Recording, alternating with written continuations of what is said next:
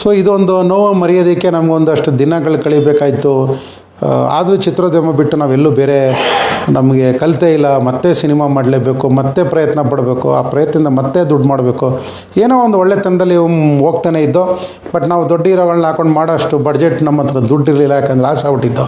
So ಈಗಿನ ಸಂದರ್ಭದಲ್ಲಿ ನಮಗೆ ಆಗಿನ ಕಾಲದಲ್ಲಿ ಯಾರಿಗೆ ಸಾಲುತ್ತೆ ಸಂಬಳ ಅಂಥೇಳಿ ಒಂದು ಸಿನಿಮಾ ಸೂಪರ್ ಡೂಪರ್ ಹಿಟ್ ಆಯಿತು. ಜಗ್ಗೇಶ್ ಅವರ ಒಂದು ಕಾಂಬಿನೇಷನ್ನ ನಮ್ಮ ಬಿ ಎನ್ ಗಂಗಾಧರ್ ಅವರ ನಿರ್ಮಾಪಕರಾಗಿದ್ದರು. ಭಾಳ ಸಣ್ಣ ಒಂದು ಬಡ್ಜೆಟಲ್ಲಿ ಸೂಪರ್ ಡೂಪರ್ ಹಿಟ್ ಆಯಿತು. ಒಂದು ಸಿನಿಮಾವನ್ನು ನಾವು ಕೂಡ ಯಾಕೆ ಜಗ್ಗೇಶ್ನ ಹಾಕೊಂಡು ಒಂದು ಸಿನಿಮಾ ಮಾಡಬಾರ್ದು, ಯಾಕೆ ಯಾರಿಗೆ ಬೇಕು ಈ ಒಂದು ಸಂಸಾರ, ಈ ಥರ ಒಂದು ಹಲವಾರು ಆಲೋಚನೆ ಇಟ್ಕೊಂಡಾಗ ಆಯಿತು ನಾವು ಕೂಡ ಒಂದು ಸಿನಿಮಾ ಮಾಡೋಣ ಅಂಥೇಳಿ ಜಗ್ಗೇಶ್ ಅವ್ರನ್ನ ಅಪ್ರೋಚ್ ಮಾಡೋದು. ರಾಜಶೇಖರ್ ಡೈರೆಕ್ಟ್ರ್ ಅವ್ರನ್ನೂ ನಾವು ಅಪ್ರೋಚ್ ಮಾಡೋದು. ಒಂದು ಒಳ್ಳೆ ಕತೆ ಬೇಕಾಯಿತು. ಮೋಹನ್ ಅವ್ರ ಹತ್ರ ಕತೆ ಕೇಳೋದು, ಒಂದು ಒಳ್ಳೆ ಕತೆ ಥ್ರೆಡ್ ಕೊಟ್ಟರು. ದುಡ್ಡಿನ ಮತ್ತು ಒಂದು ಸಣ್ಣ ಸಂಸಾರದಲ್ಲಿ ರಿಚರ್ಡ್ ಲೂಯಿಸ್ ಅವರು ಕತೆ ಕೇಳಿದ್ರು. ರಿಚರ್ಡ್ ಲೂಯಿಸ್ ಅವರು ಒಂದು ಕತೆ ಹೇಳಿದರು. ಈ ತಂಗಲ್ ಪೆಟ್ಟಿಗೆ ಅಂತೇಳಿ ಒಂದು ಟೈಟ್ಲ್ ಇಟ್ಕೊಂಡು ಅವರು ಒಂದು ಸಬ್ಜೆಕ್ಟ್ ಮಾಡಿದರು. ಸೊ ತಂಗಲ್ ಪೆಟ್ಟಿಗೆ ಅನ್ನೋದು ಜನಗಳಿಗೆ ಅಷ್ಟು ಅರ್ಥ ಆಗಲ್ಲ. ಏನಾರು ಒಂದು ಒಳ್ಳೆ ಹೆಸರು ಕೊಡಿ ಸರ್ ಹಂಗೆ ಅಂತಂದಾಗ ದುಡ್ಡೇ ದೊಡ್ಡಪ್ಪ ಅನ್ನೋದು ಒಂದು ಮನುಷ್ಯನ ಜೀವನದಲ್ಲಿ, ಯಾಕಂದ್ರೆ ನಾವು ಅನುಭವಿಸಿದ್ವಲ್ಲ ಯುಗಾದಿಯಲ್ಲಿ ಎಷ್ಟು ದುಡ್ಡು ಯಾವ ಥರ ದೊಡ್ಡದಾಯಿತು. ಸೊ ಯಾಕೆ ಅದೇ ಕರೆಕ್ಟಾಗಿರುತ್ತೆ, ಒಂದು ಕ್ಯಾಚಿವ್ ಪಾಯಿಂಟು, ಹಳೇ ಒಂದು ಎಲ್ರಿಗೂ ದುಡ್ಡೇ ದೊಡ್ಡಪ್ಪ ಅಂದ ತಕ್ಷಣ ಎಲ್ರಿಗೂ ಒಂದು ಕ್ಯಾಚಿವ್ ಟೈಟ್ಲಾಗಿರುತ್ತೆ ಅಂತೇಳಿ ನಾವು ಜಗ್ಗೇಶ್ ಅವ್ರನ್ನ ಹಾಕ್ಕೊಂಡು ನಮ್ಮದು 4ನೇ ಸಿನಿಮಾ ದುಡ್ಡೇ ದೊಡ್ಡಪ್ಪ ಅಂಥೇಳಿ ಒಂದು ಸಿನಿಮಾ ಸ್ಟಾರ್ಟ್ ಮಾಡೋದು.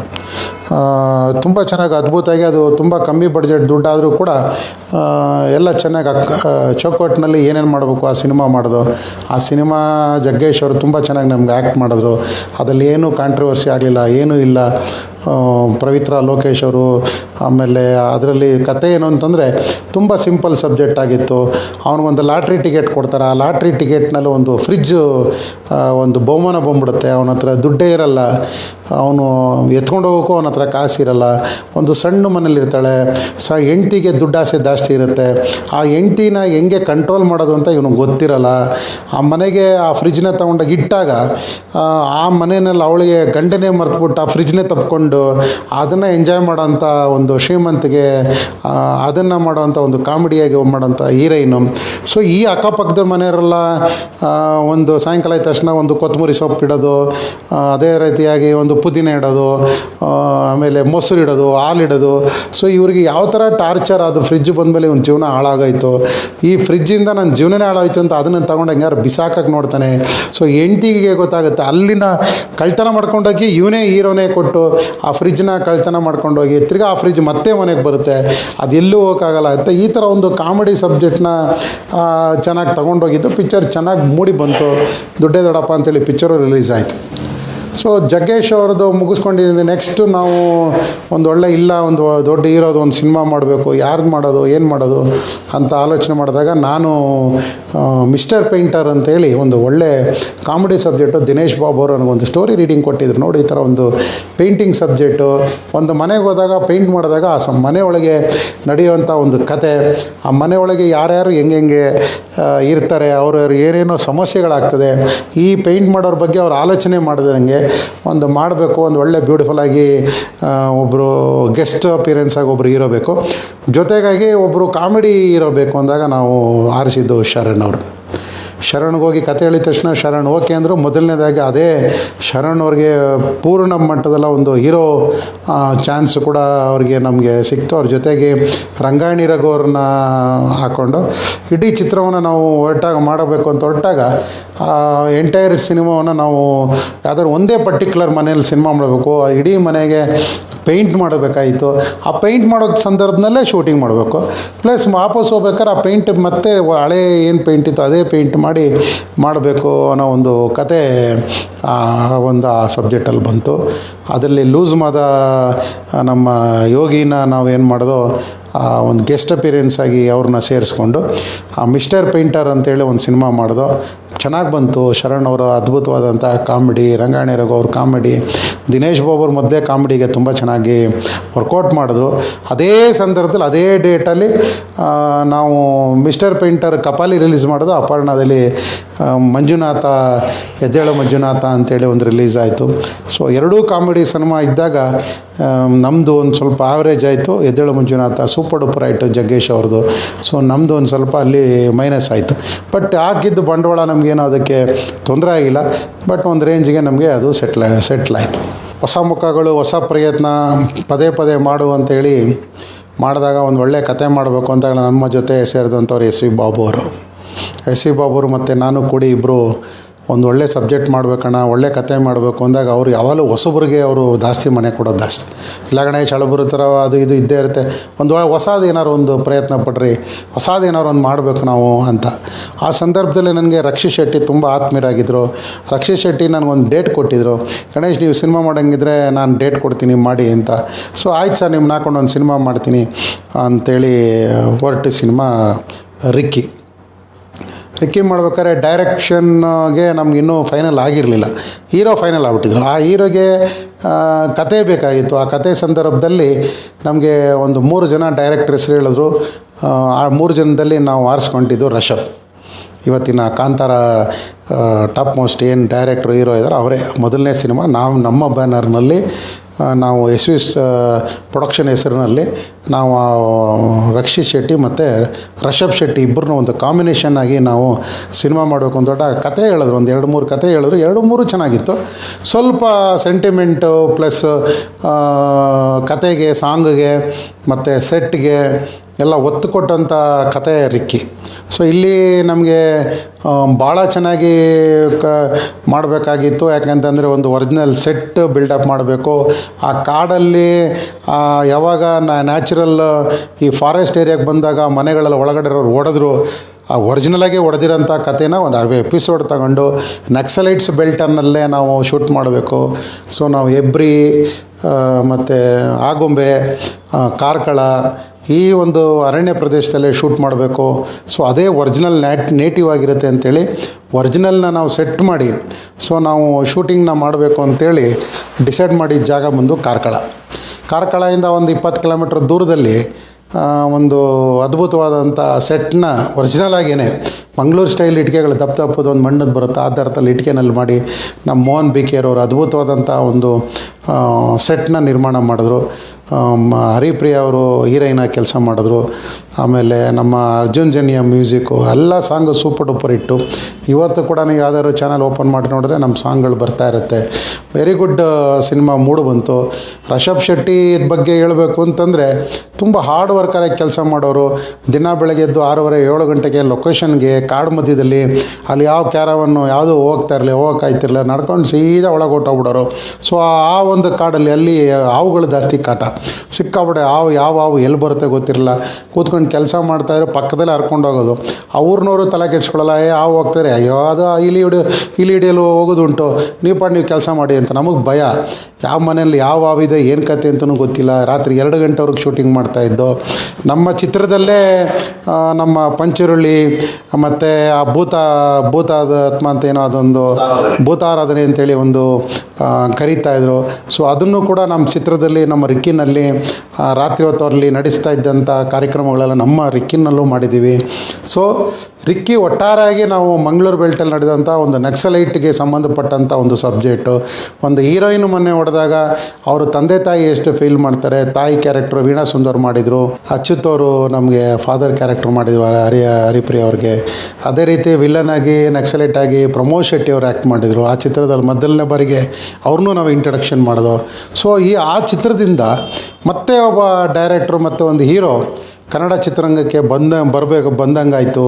ಆ ಪಿಕ್ಚರ್ನ ಆಡಿಯೋ ರಿಲೀಸ್ನ ನಾವು ಡಿಸೆಂಬರ್ 31 ನಾವಿಲ್ಲಿ ಅಂಬೇಡ್ಕರ್ ಗ್ರೌಂಡಲ್ಲಿ ರಿಲೀಸ್ ಮಾಡಿದಾಗ ಆ ಅಂಬೇಡ್ಕರ್ ಗ್ರೌಂಡಲ್ಲಿ ಸುಮಾರು 10,000 ಜನ ಆ ಎದುರಿನಲ್ಲಿ ನಾವು ಆಡಿಯೋ ರಿಲೀಸ್ ಮಾಡಿದ್ದು. ಮುಖ್ಯಮಂತ್ರಿಗಳು, ಉಪಮುಖ್ಯಮಂತ್ರಿಗಳು ಎಲ್ಲ ವಿತ್ ಈವೆಂಟು, ಒಂದು ಗ್ರ್ಯಾಂಡ್ ಈವೆಂಟ್ ನಾವು ಮಾಡಿದೋ. ಆಡಿಯೋ ಸೂಪರ್ ಡೂಪರ್ ಸಕ್ಸಸ್ ಆಯಿತು. ಪಿಕ್ಚರ್ ರಿಲೀಸ್ ಮಾಡೋದು. ಪಿಕ್ಚರು ಚೆನ್ನಾಗಿ ಬಂತು. ಪಿಕ್ಚರ್ ಒಳ್ಳೆ ಒಂದು ರೇಂಜಿಗೆ ನಮಗೆ ವರ್ಕೌಟ್ ಆಯಿತು ಎಸ್ ವಿ ಬಾಬು ಅವ್ರಿಗೆ. ಮತ್ತು ಇವತ್ತವರೆಗೂ ನಾವು ಕೂಡ ಆ ಚಿತ್ರವನ್ನು ಯಾವುದೇ ನಾವು ಯೂಟ್ಯೂಬ್ಗಾಗಲಿ ನಮ್ಮ ಚಾನಲ್ಗಾಗಲಿ ಯಾವುದಕ್ಕೂ ಕೊಟ್ಟಿಲ್ಲ. ಬಟ್ ಆದರೆ ಒಬ್ಬ ಆ ಚಿತ್ರದಿಂದ ಮತ್ತೆ ಒಂದು ಕನ್ನಡ ಇಂಡಸ್ಟ್ರಿಗೆ ರಕ್ಷಿತ್ ಶೆಟ್ಟಿ ಅಂತ ಒಬ್ಬರು, ರಿಷಬ್ ಶೆಟ್ಟಿ ಅಂತೇಳಿ, ಆಮೇಲೆ ಪ್ರಮೋದ್ ಶೆಟ್ಟಿ ಅಂತೇಳಿ, ಹೀಗೆ 3 ಜನ ಮೇಯ್ನ್ ಕಲಾವಿದರುಗಳು ಇವತ್ತು ಅದ್ಭುತವಾಗಿ ಅವರವರೇ ಆದಂಥ ಒಂದು ಶಕ್ತಿಯಿಂದ ಮತ್ತು ಅವ್ರದ್ದೇ ಆದಂಥ ಒಂದು ಟೀಮಿಂದ ಇವತ್ತು ಚೆನ್ನಾಗಿ ಬೆಳೀತಿದ್ದಾರೆ. ಅವ್ರಿಗೂ ಸಂತೋಷ. ನಮ್ಮ ಚಿತ್ರರಂಗಕ್ಕೆ ಅಂಥವ್ರು ಇನ್ನೊಂದಷ್ಟು ಜನ ಬರಬೇಕು. ಒಳ್ಳೆಯ ಪ್ರೊಡ್ಯೂಸರ್ಸ್ಗಳಿಗೆ 4 ಜನ ಹೀರೋಗಳು ಅಂಥವ್ರು ಬಂದರೆ ಮತ್ತೆ ಅಂಥ ಚಿತ್ರಗಳನ್ನ ಮಾಡೋಕ್ಕೆ ಸಾಧ್ಯ.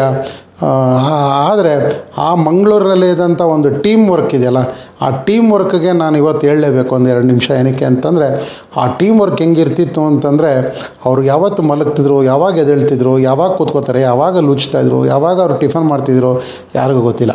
ಯಾಕೆ ಅಂತಂದರೆ ಒಂದೊಂದು ದಿವಸ ಒಂದೊಂದು ಕತೆಗೆ ಒಂದೊಂದು ಸೀನಿಗೆ ಕೂತ್ಕೊಂಡ್ಬಿಟ್ರೆ ಮಿನಿಮಮ್ 3 ರಿಂದ 4 ದಿವಸ ಅವರು ಬಾತ್ರೂಮ್ಗೆ ಹೋಗ್ತಾರಲ್ಲ, ಹಂಗೆ ಕೂತ್ಕೊಂಡ್ಬಿಡೋರು. ಬರೀ ಟೀ ಸ್ಮೋಕ್ ಇಟ್ಕೊಂಡು, ಇಲ್ಲ ಅದು ಯಾಕೆ ಬಂತು, ಇದು ಯಾಕೆ ಬಂತು, ಅದು ಯಾಕೆ, ಇದು ಯಾಕೆ, ಈ ಥರ ಒಂದು ಚರ್ಚೆಯನ್ನು ಮತ್ತು ಆ ಸಿನಿಮಾಗೆ ಬೇಕಾದಂಥ ಒಂದು ಕಂಟೆಂಟ್ನ ತರೋದಕ್ಕೆ ಅವ್ರದ್ದೊಂದು 8-10 ಜನ ಟೀಮು ತುಂಬ ಚೆನ್ನಾಗಿ ಮಾಡಿದ್ರು. ಆ ಟೀಮ್ನಲ್ಲಿ ಇವತ್ತು ನಮಗೆ ಅಸೋಸಿಯೇಟ್ ಡೈರೆಕ್ಟರ್ ಆದಂಥ ಮೊದಲನೇದಾಗಿ ನಮ್ಮ ಚಾರ್ಲಿ 777 ಡೈರೆಕ್ಟ್ರು. ಆ ಡೈರೆಕ್ಟ್ರು ನಮ್ಮ ಪಿಕ್ಚರ್ಗೆ ಮೊದಲನೇ ಸಿನಿಮಾದಲ್ಲಿ ನಾನು ಅಸಿಸ್ಟೆಂಟ್ ಡೈರೆಕ್ಟ್ರಾಗಿ ಸೇರಿಸ್ಕೊಂಡು, ಅವರು ಕೂಡ ಮಂಗಳೂರಿನವ್ರು. ಇವತ್ತು ಅವ್ರಿಗೆ ನ್ಯಾಷನಲ್ ಅವಾರ್ಡ್ ಕೂಡ ಸಿಕ್ಕಿದೆ ಚಾರ್ಲಿ 777ಗೆ. ಸೊ ಇಂಥ ಒಂದು ಟೀಮ್ ಟೆಕ್ನಿಕಲ್ ಟೀಮ್ನ ನಾವು ಮಾಡೋದು. ಅದೇ ರೀತಿ ವೆಂಕಟ್ ಅವರು ಎಂಥ ಅದ್ಭುತವಾದ ಕ್ಯಾಮ್ರಾಮ್ಯಾನ್ ಅಂದರೆ ಇವತ್ತು ಚೆನ್ನೈನಲ್ಲಿ ನಂಬರ್ 1 ಕ್ಯಾಮ್ರಾಮ್ಯಾನು.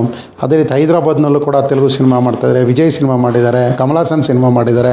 ಸೊ ಅದ್ಭುತ ಅಂತ ವೆಂಕಟ್ ಅಂತೇಳಿ ಇವತ್ತು ನಮ್ಮ ಕನ್ನಡ ಸಿನಿಮಾ ರಾಜ್ಕುಮಾರ ಅಂತೇಳಿ ಏನು ಬಂತು ಅದೇ ಕ್ಯಾಮ್ರಾಮ್ಯಾನ್, ಅದು ಅವ್ರನ್ನ ಕೂಡ ನಾವು ನಮ್ಮ ಕನ್ನಡ ಸಿನಿಮಾಯಿಂದನೇ ನಾವು ಪರಿಚಯ ಮಾಡಿಸ್ತು. ಅವರು ಕೂಡ ಸೂಪರ್ ಡೂಪರ್ ಹಿಟ್ಟಾಗಿದೆ. ಸೊ ಹಿಂಗೆ ಒಂದು ಕಾಂಬಿನೇಷನ್ ವರ್ಕ್ ಅಂತ ಹಿಂಗೆ ನಾವು ಕರಿತೀವಿ ಚಿತ್ರೋದ್ಯಮದಲ್ಲಿ ಅಂತಂದರೆ, ಆ ರಿಕ್ಕಿ ಅಂತ ಒಂದು ಕಾಂಬಿನೇಷನ್ ಸಿನಿಮಾ, ಅಲ್ಲಿ ಅವರವರೇ ಕೂತ್ಕೊಂಡು ಅವರವರೇ ಕೆಲಸ ಮಾಡಿಕೊಂಡು ಪ್ರೊಡ್ಯೂಸರ್ಗೆ ಯಾವುದೇ ರೀತಿಯ ತೊಂದರೆ ಕೊಡದಂಗೆ ಪರ್ಫೆಕ್ಟಾಗಿ ಸಿನಿಮಾ ಮಾಡ್ಕೊಂಡೋಗಿದ್ದು. ಮತ್ತು ಆ ಸೆಟ್ನ ಹೊಡಿಬೇಕಾದ್ರೆ JCBಗಳನ್ನ ಬಳಸಿ 6-7 JCBಗಳನ್ನ ಕಳಿಸಿ ಎಂಟೈರ್ನ ಆ ಒರಿಜಿನಲ್ ಮನೆ ಕಟ್ಟಿರೋದನ್ನ ಹೊಡೆದಾಕಿ ಆ ಒಂದು ಎಪಿಸೋಡ್ ಮಾಡಿರೋದಂತೂ ಅದ್ಭುತವಾದಂಥ ಮೂಡ್ ಬಂತು ಆ ಸಿನಿಮಾದಲ್ಲಿ.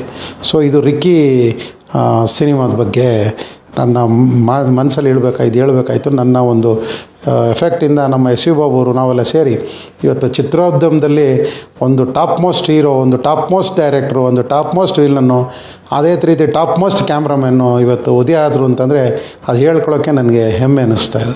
ನಮ್ಮ ಅಸೋಸಿಯೇಟ್ ಡೈರೆಕ್ಟ್ರಾಗಿ ಅಜಯ್ ಅಂತ ಇವತ್ತು ಅವರು ಒಂದು ಡೈರೆಕ್ಟ್ರ್ ಮಾಡಿದ್ದಾರೆ. ಕಿರಣ್ ರಾಜ್ ಅಂತೇಳಿ ಅದೇ ಸಿನಿಮಾಯಿಂದ ಬಂದಂಥವ್ರು ಚಾರ್ಲಿ 777 ಡೈರೆಕ್ಟ್ರ್ ಆದರು.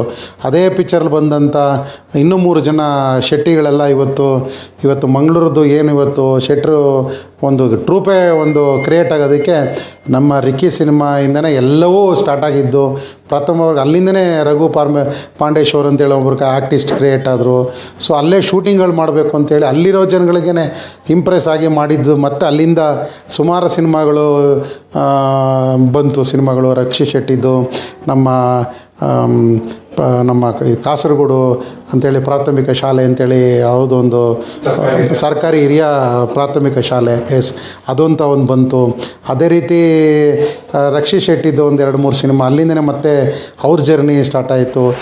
ಹಲವಾರು ಮಂಗಳೂರುಗಳೇ ಪ್ರೊಡ್ಯೂಸರ್ಸ್ ಆಗಿ ತುಳು ಸಿನಿಮಾಗಳು ಮಾಡಿ ಇವತ್ತು ತುಳು ಸಿನಿಮಾಗಳೇ ಒಂದೊಂದು ಮಂಗಳೂರು ಬೆಲ್ಟ್ ಬರೀ ಸೌತ್ ಕೆನರಾಯಿಂದನೇ ಅವರ ಒಂದು ಕೋಟಿಗಟ್ಟಲೆ ಇನ್ವೆಸ್ಟ್ಮೆಂಟ್ ವಾಪಸ್ ತೆಗೆಯುವಂಥ ಪರಿಸ್ಥಿತಿ ನಿರ್ಮಾಣವಾಯಿತು. ಇವೆಲ್ಲ ಶುರುವಾಗಿದ್ದು ನಮ್ಮ ರಿಕ್ಕಿ ಸಿನಿಮಾಯಿಂದ. ಯಾಕೆಂತಂದರೆ ರಿಕ್ಕಿ ಸಿನಿಮಾವನ್ನು ಅಷ್ಟು ಪಾಪ್ಯುಲಾರಿಟಿ ಕೊಡ್ತು ಎಲ್ರಿಗೂ. ಸಿನಿಮಾ ಮಾಡ್ತಿದ್ದಾರೆ, ನಾವು ಸಿನಿಮಾ ಮಾಡ್ಬೋದ್ರೆ ಗ್ಯಾರಂಟಿ ಬರುತ್ತೆ ಅಂಥೇಳಿ ಒಂದೇ ಥಿಯೇಟ್ರ್ನಲ್ಲಿ 60 ಲಕ್ಷ 70 ಲಕ್ಷ ಶೇರ್ಗಳು ಇವತ್ತು ಮಂಗಳೂರು ಬೆಲ್ಟಲ್ಲಿ ಒಂದು ಥಿಯೇಟ್ರಲ್ಲಿ 4 ಲಕ್ಷ 3 ಲಕ್ಷ ಶೇರ್ ತಗೊಳ್ಳೋದು ದೊಡ್ಡ ವಿಷಯ. ಕನ್ನಡ ಸಿನಿಮಾ 5 ಲಕ್ಷ ಬಂತಂತೆ ಶೇರ್ ಅಂದರೆ ದೊಡ್ಡ ಸಿನಿಮಾ ಅಂತ. ಅಂಥದ್ರಲ್ಲಿ ಆ ತುಳು ಸಿನಿಮಾ ಇವೆಲ್ಲ ಇವತ್ತು 70 ಲಕ್ಷ 80 ಲಕ್ಷಕ್ಕೆ ಹೋಗಿದೆ ಅಂತಂದರೆ ಅದು ಅದ್ಭುತವಾದಂಥ ಒಂದು ಕಲೆ. ಅಲ್ಲಿರೋ ಜನಗಳು ಚಿತ್ರೋದ್ಯಮನ ಕನ್ನಡ ಚಿತ್ರವನ್ನು ಒಪ್ಪಲ್ಲ ಅಂತಿತ್ತು. ಸೊ ಎಂತೆಂಥ ಸಿನಿಮಾಗಳನ್ನ ಅವ್ರು ಒಪ್ಕೊಂಡ್ರು.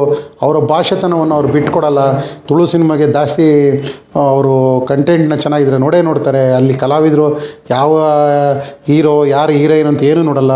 ಸೊ ಅವರ ಭಾಷೆಗೆ ಒತ್ತು ಕೊಟ್ಟು ಆ ಭಾಷೆಯಿಂದ ಒಂದು ಟೀಮೇ ಇವತ್ತು ಕರ್ನಾಟಕದಲ್ಲಿ ಕನ್ನಡ ಚಿತ್ರೋದ್ಯಮನ ಒಂದು ಎತ್ತರಕ್ಕೆ ತಗೊಂಡೋಗಿದ್ದಾರೆ ಅಂತ ಹೇಳಿದ್ರೆ ಅದು ಸಂತೋಷ ಆಗುತ್ತೆ. ಯಾಕೆಂತಂದರೆ ಅದಕ್ಕೆ ನಾವು ನೆನೆಸ್ಕೊಳ್ಳೇಬೇಕು. ಇವತ್ತು ರಾಜ್ ಬಿ ಶೆಟ್ಟಿ ಬಂದಿರ್ಬೋದು, ನಮ್ಮ ರೂಪೇಶ್ ಶೆಟ್ಟಿಯವರು ಬಂದಿರ್ಬೋದು, ಅವಿನಾಶ್ ಶೆಟ್ಟಿಯವರು ಒಂದಷ್ಟು ಸಿನಿಮಾ ಮಾಡಿದ್ದಾರೆ. ಇನ್ನೂ ಒಂದಷ್ಟು ಹಲವಾರು ನಿರ್ಮಾಪಕರು ಕೂಡ ಇವತ್ತು ಮಂಗಳೂರಿನವರು, ಅಲ್ಲಿಂದ ಬಂದಂಥ ಪ್ರೊಡ್ಯೂಸರ್ಸ್ಗಳು ಇವತ್ತು ಜಾಸ್ತಿ ಇದ್ದಾರೆ. ಇವತ್ತು ನಮ್ಮ ಕರ್ನಾಟಕದಲ್ಲಿ ತುಂಬ ಸಿನಿಮಾಗಳು ಬರ್ತಾಯಿದೆ. ಅಲ್ಲಿ ಥಿಯೇಟ್ರ್ಗಳಿಲ್ಲ, ಇನ್ನೊಂದಷ್ಟು ಮೊಬೈಲ್ ಥಿಯೇಟ್ರ್ಗಳು ಹಾಕಬೇಕು ಅಂತ ಆಸೆ ಪಡ್ತಾ ಇದ್ದಾರೆ. ಬಟ್ ನಮ್ಮ ಕಾನೂನಲ್ಲಿ ಮೊಬೈಲ್ ಥಿಯೇಟ್ರ್ ಮಾಡೋದಕ್ಕೆ ಅವಕಾಶ ಇಲ್ಲ. ರೆಸ್ಟೋರೆಂಟ್ ಥಿಯೇಟ್ರ್ ಮಾಡಬೇಕಂತ ಆಸೆ ಇದೆ. ಸೊ ಅದಕ್ಕಾಗಿ ಅಲ್ಲಿರೋರೆಲ್ಲ ದುಡ್ಡು ಹಾಕೋಕ್ಕೆ ರೆಡಿ ಇದ್ದಾರೆ. ಅದನ್ನೆಲ್ಲ ನಾವು ಈಗ ಸಿನಿಮಾಟೋಗ್ರಫಿ ಆ್ಯಕ್ಟ್ ಪ್ರಕಾರ ಅದನ್ನು ಯಾವ ರೀತಿ ನಾವು ಅದನ್ನು ಸಡಿಲಗೊಳಿಸಿ, ಯಾಕಂದ್ರೆ 1953 72 ಆದಮೇಲೆ ನಮ್ಗೆ ಇವತ್ತವರೆಗೂ ಇಡೀ ಆ ಕಾನೂನನ್ನ ಚೇಂಜ್ ಮಾಡೇ ಇಲ್ಲ. ಸೊ ಇದೆಲ್ಲ ಮಾಡಿದಾಗ ಏನಾಗುತ್ತೆ ಅಂದರೆ ಥಿಯೇಟ್ರ್ಗಳು ಇಂಪ್ರೂವ್ ಆಗುತ್ತೆ. ಥಿಯೇಟ್ರ್ಗಳು ಇಂಪ್ರೂವ್ ಆದರೆ ಸಿನಿಮಾ ಬೇಕಾಗುತ್ತೆ. ಸಿನಿಮಾ ಬೇಕು ಅಂದಾಗ ಪ್ರೊಡಕ್ಷನ್ ಜಾಸ್ತಿ ಆಗಬೇಕು. ಸೊ ಈ ಎಲ್ಲ ಪ್ರೊಡಕ್ಷನ್ ಜಾಸ್ತಿ ಆಗಬೇಕು ಅಂತಂದರೆ ಪ್ರತಿಯೊಬ್ಬರು ಸೇರಿ ಮಾಡಿದಾಗ ಮಾತ್ರ ಚಿತ್ರೋದ್ಯಮದಲ್ಲಿ 100% ಆಗಿ ಬೆಳಿಬೋದು. ನಮ್ಮ ರಿಕ್ಕಿ ಚಿತ್ರದಿಂದ ಒಂದಷ್ಟು ಅದ್ಭುತವಾದಂಥ ಕಲಾವಿದರು, ಅದ್ಭುತವಾದಂಥ ಟೆಕ್ನಿಷಿಯನ್ಸು, ಅದ್ಭುತವಾದಂಥ ವಿಲನ್ಗಳು, ಸೊ ಹಿಂಗೆ ಸುಮಾರು ಜನ ನಾವು ಇಂಟ್ರಡಕ್ಷನ್ ಚಿತ್ರದಲ್ಲಾಯಿತು ಅಂತ ಹೇಳ್ಕೊಳ್ಳೋಕ್ಕೆ ನಮಗೊಂಥರ ಸಂತೋಷವಾದ ಒಂದು ವಿಷಯ ಆಯಿತು.